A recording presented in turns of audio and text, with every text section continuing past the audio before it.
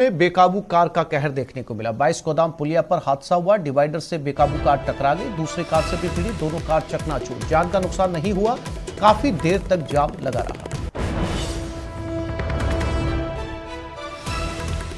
22 गोदाम पुलिया के पास की तस्वीरें हैं जहां पर एक कार दूसरे से टकरा गई। आप देख सकते हैं सुबह सुबह की ये तस्वीरें हैं और किस तरीके से दो कारें आपस में टकराई हैं। विष्णु शर्मा हमारे साथ जुड़ गए। विष्णु, क्या जानकारी मिल पाई कि ये दोनों कार चालक कौन थे और फिलहाल इस पूरे मामले को लेकर क्या कार्रवाई हुई है?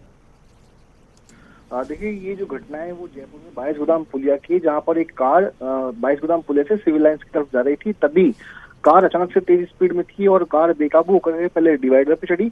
वहां पर लगे गमलों को तोड़ते हुए कार सड़क पुलिया के दूसरी तरफ चली गई, जहां पर सामने से आ रही कार को बेकाबू कार ने टक्कर मारी, जिसके बाद दोनों गाड़ियों का जो आगे का जो हिस्सा था वो चकनाचूर हो गया, क्षतिग्रस्त हो गया। उसके बाद जो पुलिया से गुजर रहे वाहन चालक थे वो वहां पर रुके, उन्होंने रुकते हुए मदद के लिए वे गए।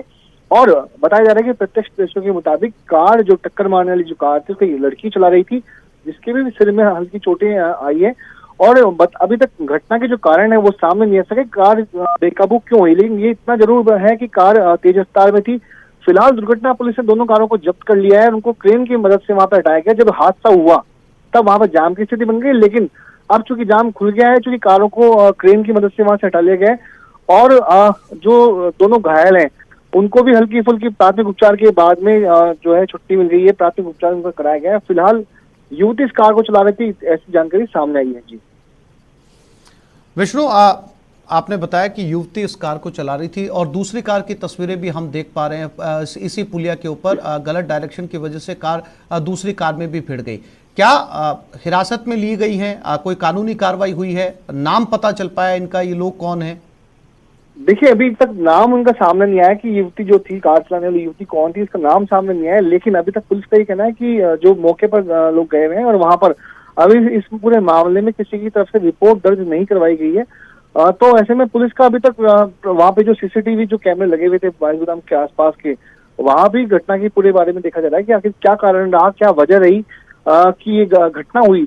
वहीं पर जो कार युवती चला रही थी उससे भी वो क्योंकि घटना के बाद बदहवास स्थिति में थी, खुद भी विचलित हो गई थी। तो ऐसे में उनसे ज्यादा अभी तक बातचीत पूछताछ नहीं हो पाएगी कि कार बेकाबू होने की वजह क्या थी।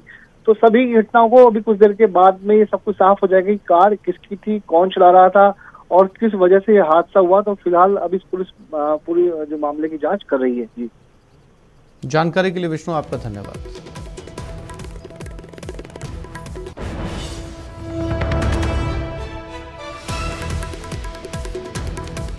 और जयपुर में कस्टम विभाग की बड़ी कार्रवाई। एयरपोर्ट पर तस्करी का सोना फिर से पकड़ा गया। 1 किलो सोने की ईंट पकड़ी गई। स्पाइस जेट की फ्लाइट से दुबई से जयपुर सीट के नीचे छुपाकर सोना लाया जा रहा था। सीट पर यात्रा करने वाले को गिरफ्तार किया गया। पूछताछ में आरोपी यात्री ने तस्करी की बात कबूल कर ली है। दुबई जयपुर टिकट के साथ 10,000 का लालच दिया था। कस्टम अधिकारी आरोपी यात्री से पूछताछ कर रहे हैं। आरोपी यात्री के सामान और पासपोर्ट की जांच चल रही है।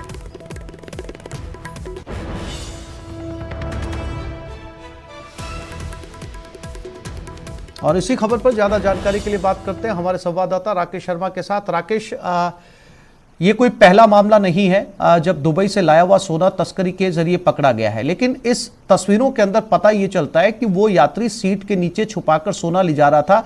अब इस सोने की ईंट को देखकर ये समझ में आता है कि क्या कोई कर्मचारी या दूसरी किसी किस्म का जो है एयरपोर्ट स्टाफ इसके साथ मिला हुआ है, क्योंकि सीट के नीचे सोना छोड़ा गया था। यानी यात्री उतर के जा चुका था और सोना यात्री के पास में बाद में ले जाना था, क्योंकि यात्री सीट पर सोना छोड़कर चला गया था। तो क्या इस बात की आशंका से इनकार किया जा सकता है राकेश?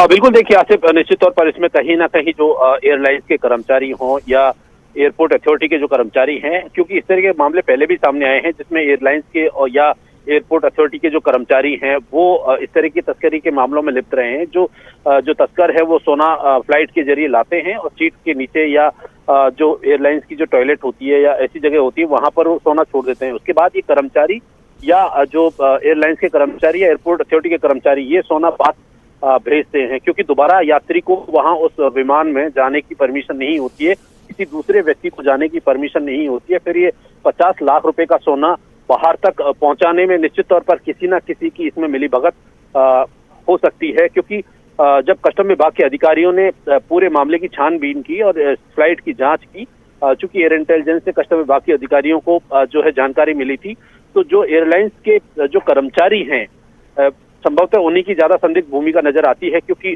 जो ये निजी एयरलाइंस है और यहाँ पर क्योंकि राकेश आज तक जितनी बार सोना पकड़ा जाता है, फ्लाइट में जो सोना छोड़ के यात्री जो है वो एयरपोर्ट टर्मिनल पर पहुंच जाता है और उसके बाद में फ्लाइट से वो सोना बरामद किया जाता है। इसमें आज तक उस यात्री पर तो कार्रवाई हुई है, लेकिन आज तक एक बार भी ये नहीं पता लगाया जा सका है कि फ्लाइट से फिर वो सोना लेकर बाहर कौन जाता है। बिल्कुल आसिफ, जिस तरीके के जो नेक्सस अब तक के सामने आए हैं, जो कस्टम विभाग ने डीआरआई ने कार्रवाई में जो पूछताछ की है, उसमें पहले भी ये तथ्य सामने आए हैं कि जो एयरपोर्ट अथॉरिटी के संविदा कर्मचारी हैं या एयरलाइंस के जो कर्मचारी हैं, ये चूंकि इनको एयरपोर्ट के अंदर रनवे के आसपास जाने की परमिशन होती है और ये फ्लाइट में जाकर के और फिर वहां से सोना ला करके एयरपोर्ट पर बाहर खड़े व्यक्तियों को ये सप्लाई कर देते हैं। चूंकि इनके पास कार्ड होता है, इनकी जांच नहीं होती है, रूटीन स्टाफ होता है, इसलिए इस तरीके की तस्करी में लोग शामिल होते हैं और इनकी मिलीभगत भी इसमें होती है। तो इसमें अभी जो है पूछताछ जारी है। इसकी विदेश यात्राओं का जो रिकॉर्ड है वो निकाला जा रहा है। 52 लाख रुपए से ज्यादा सोने की कीमत बताई जा रही है और संभवतः इसको गिरफ्तार करके अदालत में पेश किया जाएगा। जहां पर ये सोना भेजने वाला था उन लोगों से भी पूछताछ हो सकती है। जी, जानकारी के लिए आपका धन्यवाद।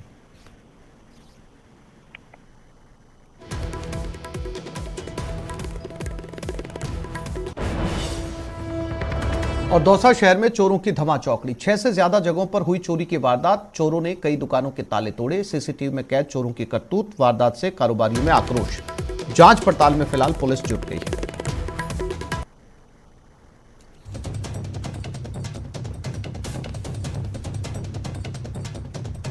और ये सीसीटीवी फुटेज में वो तस्वीरें जहां दौसा में एक साथ 6 से ज्यादा जगहों पर चोरी की वारदात को अंजाम दिया गया। धड़ल्ले से रात को दुकानों के ताले तोड़े गए, चोरियां की गई और पुलिस के हाथ खाली है।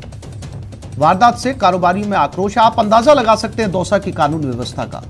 एक के बाद एक 6 दुकानें तोड़ी गई, आराम से चोरी की गई और चोर निकल गए। जरा भी चोरों के अंदर यह भय नहीं, बल्कि एक दुकान की बजाय आराम से उन्होंने 6 दुकानें तोड़ी। 6 दुकानें तोड़कर निकल गए। मेन मकान का गेट खोल के बाहर आया, झाड़ू गाड़ने के लिए खोला था तो शटर का ताला जैक से लगा हुआ टूटा हुआ दिखा। हमने आगे पोत वाली गाड़ी को आ रही थी गश्ती, उसको रोक करके उसको दिखाया, आंकलन कराया, उन्होंने देख के निकले गए। अंदर देखे तो गले टूटे हुए रखे थे, दोनों गले, आधे रैक प्लस हमारे यहाँ अकाउंट्स रखने की जगह थी, उसमें तो अकाउंट्स गायब है। 1-2 सामानों के रैक है, आगे का किराने का सामान, ये सब गायब हो रहा। कितना नुकसान हो गया? गले में करीब अप्रोक्सीमेटली 50-60 हज़ार रुपये था नगद।